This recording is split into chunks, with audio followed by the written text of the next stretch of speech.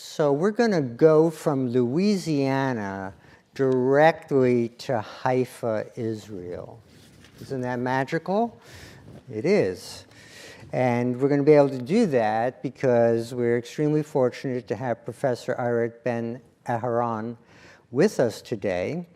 And she is the Director of Oncology at the Rambam Healthcare Campus, which is the largest cancer center in northern Israel, which is located in Haifa.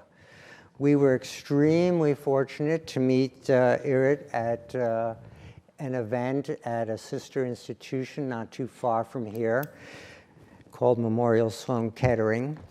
And MSK is a great place to stay in touch with all of your buddies from around the world. And we're very grateful that Irit has made the journey here. She has two presentations today, and she's going to start out by trying to convey to you what it looks like from the European perspective, trying to collect this data. So, you know, this may be a very different technical exercise, but I'm sure that we will learn a lot, and we are immensely grateful to you for making the trip today. Thank you so much.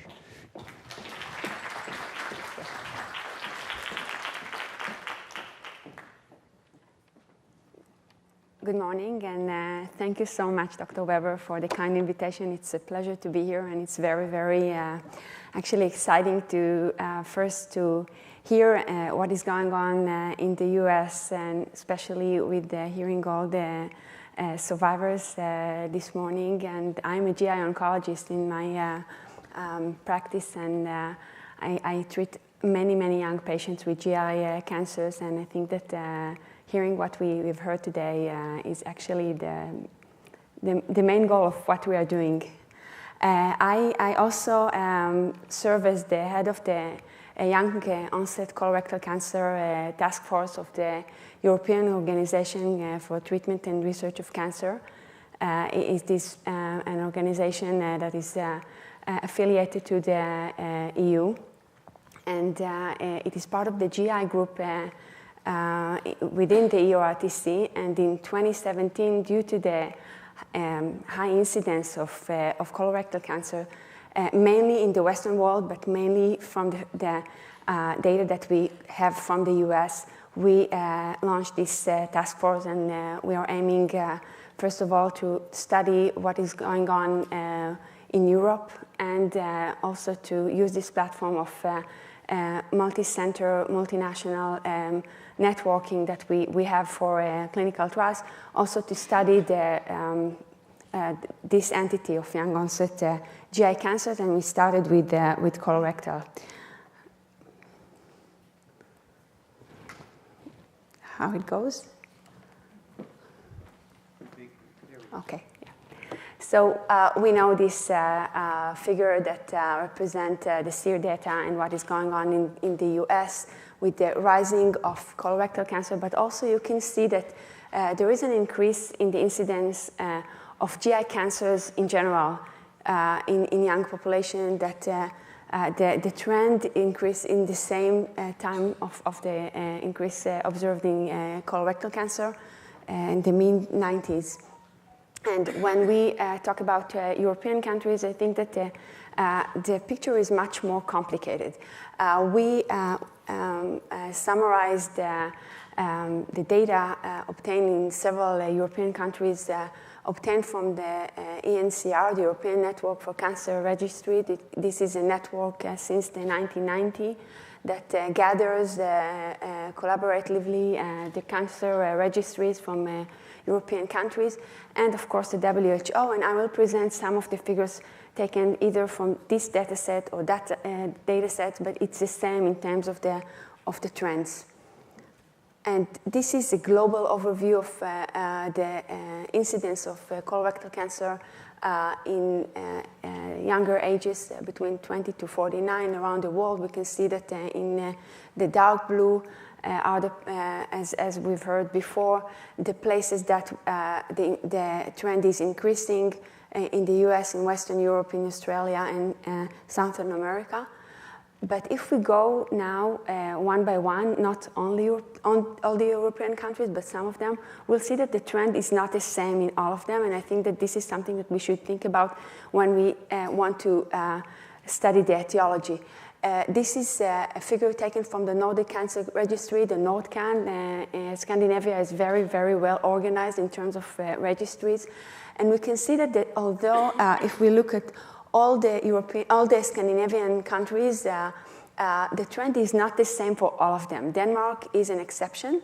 We can see in the red line here that in Denmark the incidence of colorectal in young is kind of stable, whereas it rises in other Scandinavian countries such as Norway, Finland, Iceland, and Sweden. If we go to the Netherlands, we can see, and I have this older population plot just nearby, so we can see whether the increase is in the same trend in the younger ones and in the older ones, or it's not the same. We can see that in the Netherlands, there is an increase in all ages, above the age of 50 and below the age of 50, but there is definitely an increase in the younger population, whereas in France, we can see that in general there is a stable trend.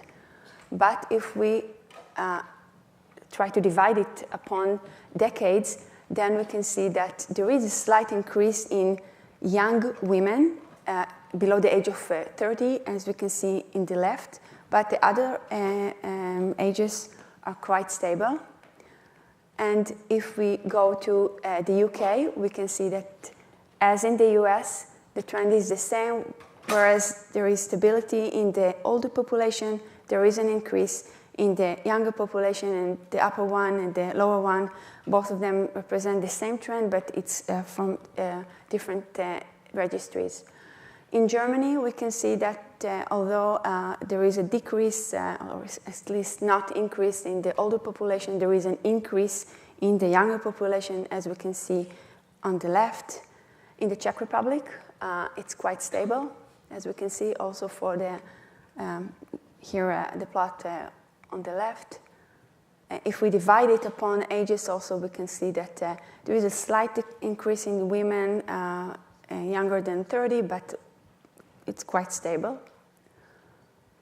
Italy, there is a decrease, or at least not increase, in the young age incidence. If we divide it, you can see that the younger population, the very young, between 20 to 29, there is an increase, yet the numbers, the absolute numbers are very low, even despite this slight increase. When we go to Spain, the trend is the same. For the young onset, there is stability, whereas in older population, it's increasing. We can see that the stable trend is the same for all ages below the age of 49.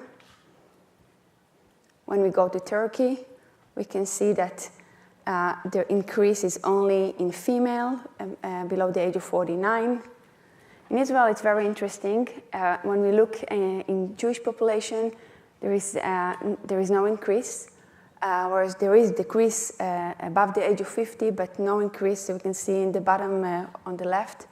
Whereas non-Jewish population, there is a substantial increase. It's both in colorectal, but also in breast cancer, and we don't know why.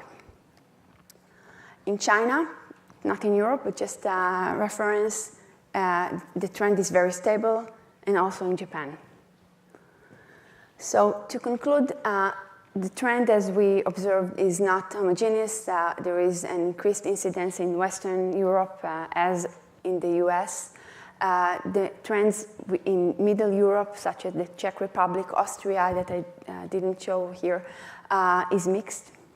And there is a stable trend in Mediterranean countries such as Italy, Spain, Israel, and stable trends in the Far East. So what are the potential contributors? We'll have it in the later on discussions, but is it obesity, antibiotic use? There are some papers about antibiotic use in early childhood and later on risk for colorectal cancer. Of course, is it diet, the microbiome, or is it ethnicity or ethnical predisposition that lies behind this trend that we see? And what is also the role of epigenetic modifications? And all of those contributors may induce epigenetic modification, because we know that when we look at the genomic landscape of those young onset colorectal cancer, most of them would not be different than the older ones. So I thank you, and in my later presentation, I will show you how we decided to take on this step in the EORTC to really try to study and characterize all these differences that we see all across Europe. Thank you.